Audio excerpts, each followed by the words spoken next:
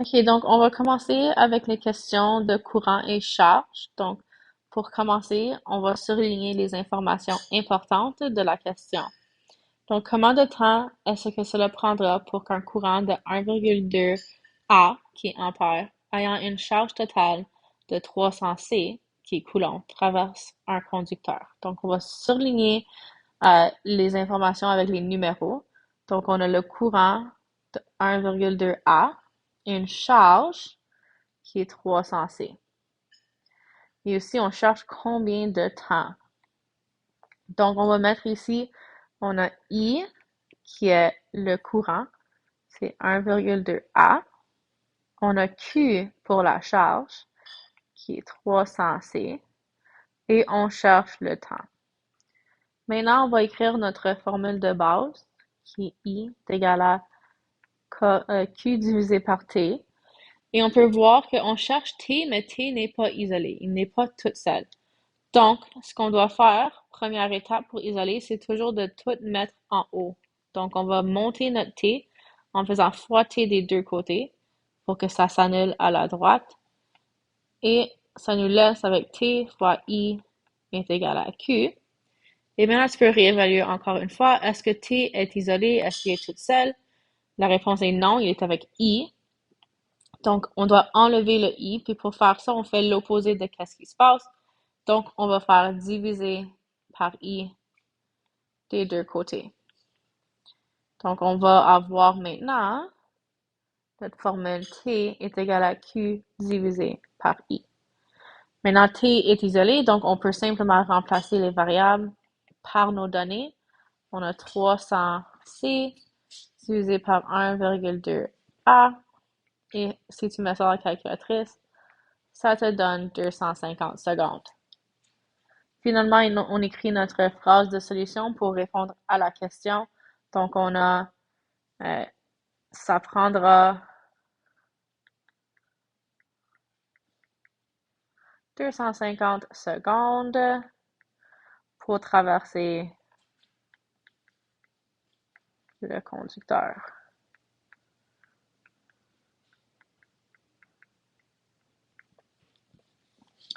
D'accord, notre prochaine question, encore avec le courant, est un courant de 0,9 A prend 4 minutes à passer à travers un point dans un conducteur. Quelle est la charge à ce point? Donc ici, on a un courant de 0,9 ampères pour 4 minutes. Puis on demande c'est quoi la charge. Donc on va ressortir nos informations dans ce que je sais.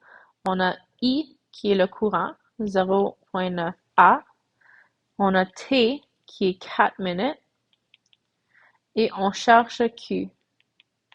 Avant qu'on continue, il faut qu'on réalise que le temps doit être en secondes. Donc, il faut qu'on convertisse ceci en secondes.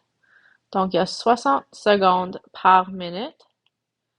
Donc, tu fais 4 fois 60 pour enlever les minutes et ça nous donne 240 secondes. Maintenant, on a notre formule de base encore une fois. Et ici, on cherche Q. Notre question, c'est est-ce que Q est isolé? Est-ce qu'il est tout seul? Non, il est avec T. Donc, on fait la même chose qu'avant, où ce qu'on met tout en haut. Donc, on va monter le T des deux côtés. Donc, fois T, parce qu'en ce moment, T divise. Ceci annule T de ce côté. Et ça nous laisse avec T fois I est égal à Q. Maintenant, est-ce que Q est isolé? Oui. Donc, on peut continuer avec cette formule. Donc là, je vais juste remplacer les valeurs. Donc, on a T, c'est 240 secondes. On a I, c'est 0,9 ampères. Et si tu le mets dans la calculatrice, ça te donne 216 coulombs. Donc, notre phrase de solution pour répondre à la question, la charge à ce point est 216 coulombs.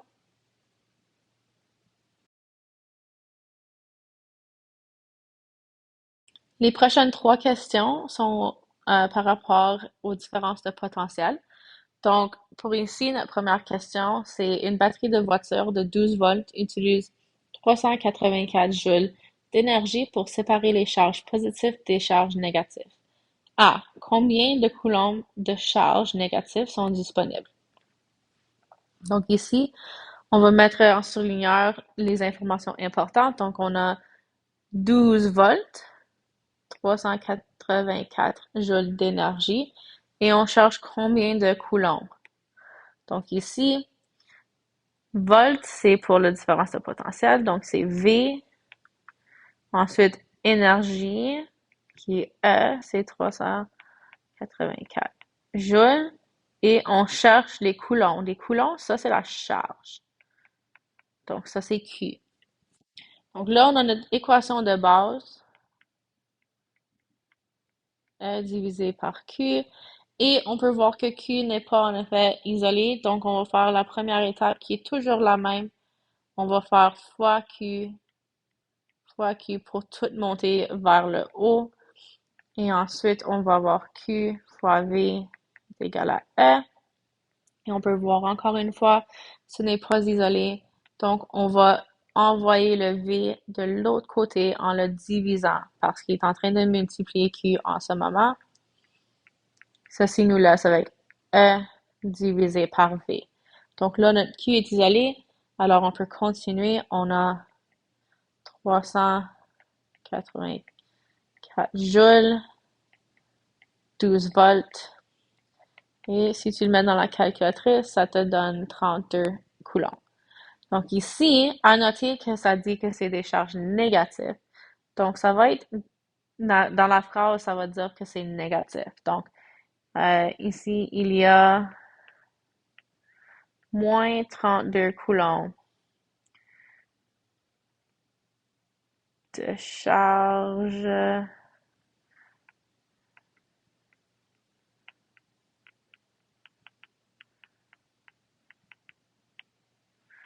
disponibles. OK? Là, on va aller à devoir B. Donc, ici, si un électron a une charge de moins 1,6 fois 10 à la moins 19 coulombs, combien d'électrons y a-t-il dans la charge négative de ici, question A?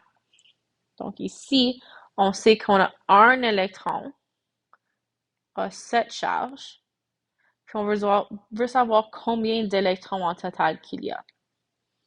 Donc, un électron, ça vaut moins 1,6 fois 10 à la moins 19 coulombs. Puis on sait qu'on a moins 32 coulombs en total. On cherche combien d'électrons. Donc, dans l'analyse, ici, on va faire la multiplication croisée. Lorsque tu fais la multiplication croisée, tu dois avoir un rapport. Donc, notre rapport qu'on a, c'est qu'un électron, ça vaut moins 1,6 fois 10 à la moins 19 coulombs. Donc, on sait que 1 électron est égal à ceci. Puis, on veut savoir X électrons, donc combien d'électrons, c'est X, est égal à moins 32 coulombs. Alors maintenant, on va faire la multiplication croisée. Donc, ça se nomme comme ça parce qu'on va faire ici un électron fois le moins 32, donc ce qui est comme croisé de l'affaire, c'est ce qu'on multiplie. Et on va faire X fois moins 1,6 fois 10 à la moins 19. C'est croisé, it goes across, ok? Ça fait comme un X. Alors ici, on va faire un électron fois moins 32 coulombs, qui va nous donner X électrons fois moins 1,6 fois 10 à la moins 19 coulombs. Maintenant, on n'a pas encore isolé notre X, on veut trouver X. Donc, on va faire ici diviser par moins 1,6 fois 10 à la moins 19 coulombs. Puis ce qu'on fait de un côté, on fait de l'autre. Et ceci s'annule. Ce qui nous laisse avec X électrons, c'est 1 électron fois moins 32 coulombs divisé par moins 1,6. Comme ceci. Quand tu le mets dans la calculatrice, ça te donne 2 fois 10 à la 20 électrons. Donc, notre phrase de solution, c'est il y a 2 fois 10 à la 20 électrons dans 32 coulombs. Et finalement, la dernière question pour cette partie, c'est quelle quantité d'énergie un moteur électrique peut-il produire lorsqu'il est branché à une prise de 110 volts et à une charge totale de 50 coulombs à travers le moteur? Donc ici, on a quelle quantité d'énergie, c'est ce qu'on cherche. On a 110 volts et on a 50 coulombs. Donc, on cherche E. On a 110 volts qui est V et on a 50 coulombs qui est Q. Alors, notre équation, c'est V est égal à E divisé par Q. Alors, encore une fois, on n'a pas E d'isolé, donc on fait la première étape qui est toujours la même et on va faire monter la lettre qui est en bas en faisant une multiplication. Ceci va nous donner Q fois V est égal à E et on cherche E, donc on est bon à ce point ici. On peut commencer à remplacer des variables.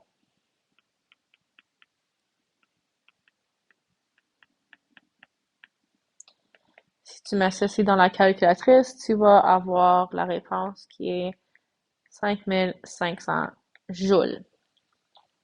Finalement, notre phrase de solution,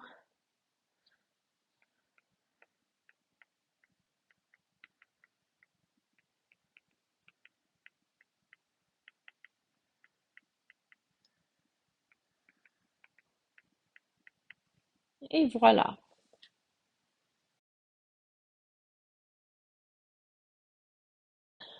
Les prochaines trois questions font rapport avec la résistance.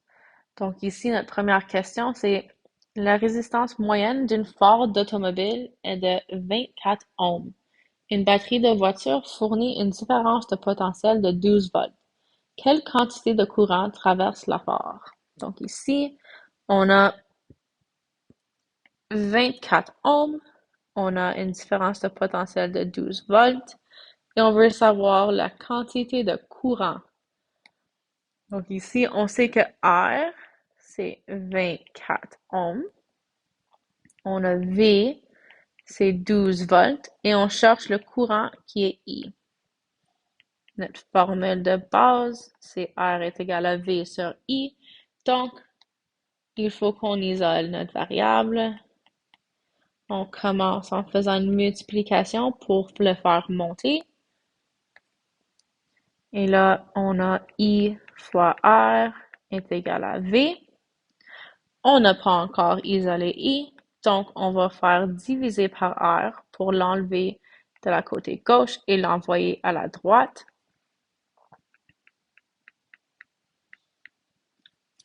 Donc ici, on a isolé I, donc on peut remplacer nos variables avec les données. On a 12 volts divisé par 24 ohms. Ceci dans la calculatrice va nous donner 0,5 ampères. Donc là, tu peux faire ta phrase de solution qui est la quantité de courant est 0,5 ampères.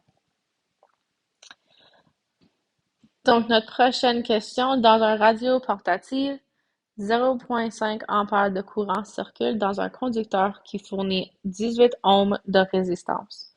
Quelle est la différence de potentiel fourni par la batterie? Donc, on va surligner nos informations. On a 0,5 ampères de courant et on a 18 ohms et on cherche quelle est la différence de potentiel. Donc là, on cherche c'est quoi V. On sait I qui est le courant, c'est 0,5 A. Et on connaît la résistance, c'est 18 ohms. Notre formule de base. Et encore une fois, on doit isoler.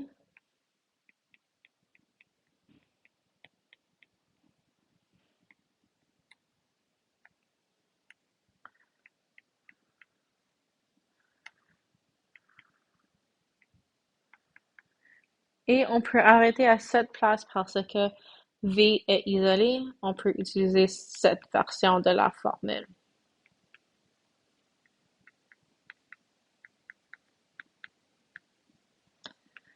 Dans la calculatrice,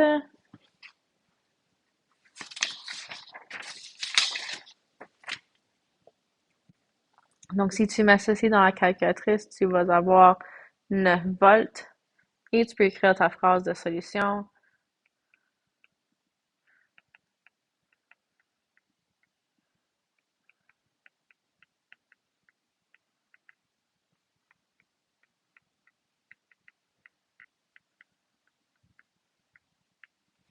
La différence de potentiel fournie est de 9 volts.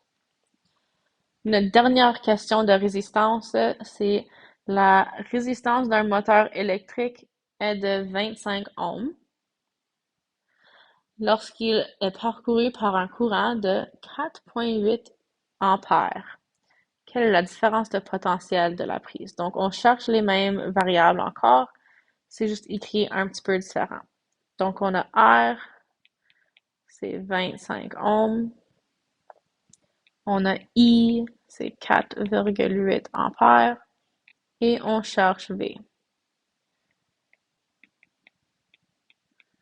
Donc, on va isoler V dans notre formule.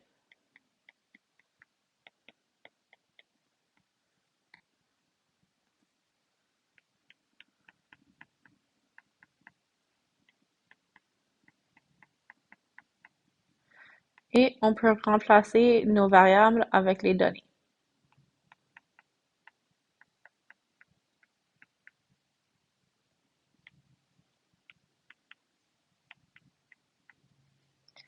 Ensuite, on fait notre phrase de solution que la différence de potentiel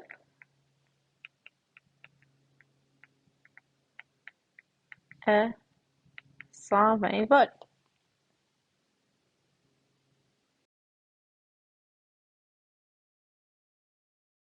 Alors, pour la dernière partie de cette vidéo, ça va être à propos de la puissance. On a deux questions. La deuxième aussi, on fait un pourcentage d'efficacité. Donc ici, pour notre première question, on a un courant de 10 ampères circule dans un sèche-cheveux portatif branché dans une prise de courant de 110 volts. Quelle est la puissance nominale du sèche-cheveux? Donc, on a I, c'est 10 ampères, V, c'est 110 volts, et on cherche la puissance. Alors, maintenant, on a notre formule pour cette question. C'est simplement P est égal à V fois I. Donc, P est déjà isolé, alors on peut simplement le remplacer. On a 110 volts fois 10 ampères qui va nous donner 1100 watts. Là, tu peux écrire ta phrase de solution.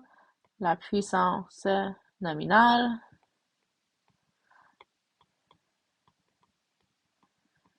est 1100 watts.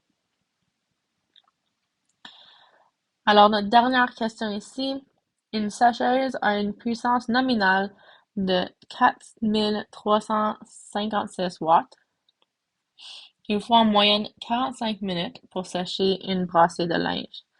Si la sécheuse consomme 8820 kJ d'énergie durant cette période, quelle est l'efficacité de cette sécheuse? Alors, il y a genre trois parties à cette question. Alors, on va aller à travers chaque partie en détail. Donc, on commence par le fait qu'on donne la puissance nominale. Donc, ça, c'est la puissance parfaite si ça fonctionne à 100%. Donc, ça, puissance, je vais écrire parfait, c'est 4356 watts.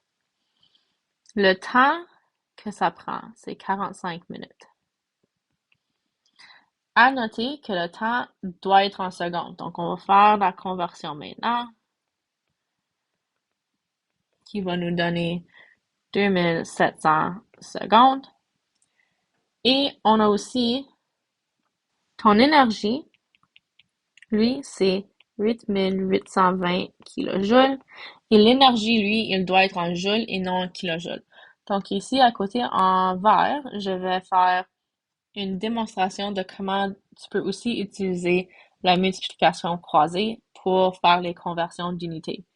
Donc, tu as 1 kilojoule qui vaut 1000 joules et tu as 8820 kilojoules.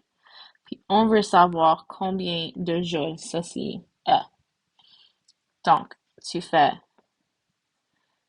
ceci fois, donc 1 kilojoule fois X joules. Et là, tu vas faire 8820 kilojoules fois 1000 joules. Donc, on va l'écrire.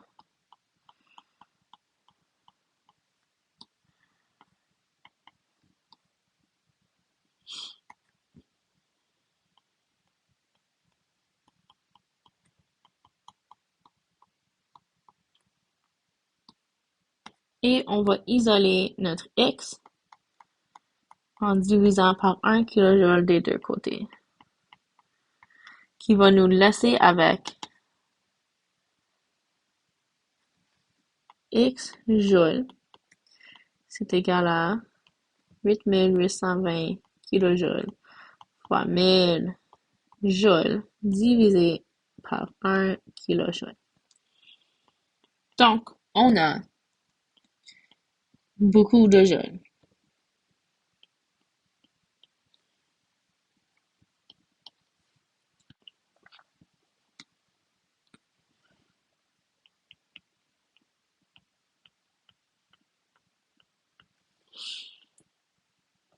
OK.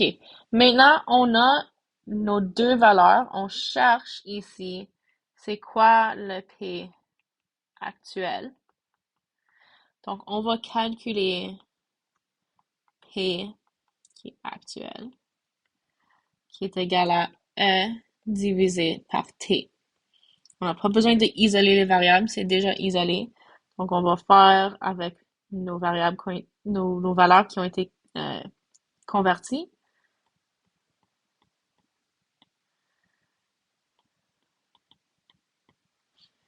Et ceci va te donner 3266,666, mais on va arrondir watts. Ensuite, on va aller voir c'est quoi l'efficacité. Donc, le pourcentage d'efficacité, c'est toujours actuel divisé par théorique fois 100%. Donc, dans notre cas, notre actuel, c'est 3266,67. Et le théorique, c'est ce qu'il disait avant, c'est la puissance nominale, qui est 4356 watts. Et si tu mets ça dans la calculatrice, tu vas avoir 75%. Donc, notre phrase de solution, ça répond à la question qu'on a été demandée, qui est, c'est quoi l'efficacité? Donc, l'efficacité de la sécheuse, 75%. Donc là, tu peux aller faire d'autres pratiques dans les notes ou dans les questions de travail, ou tu peux aussi revoir cette vidéo pour encore plus d'aide.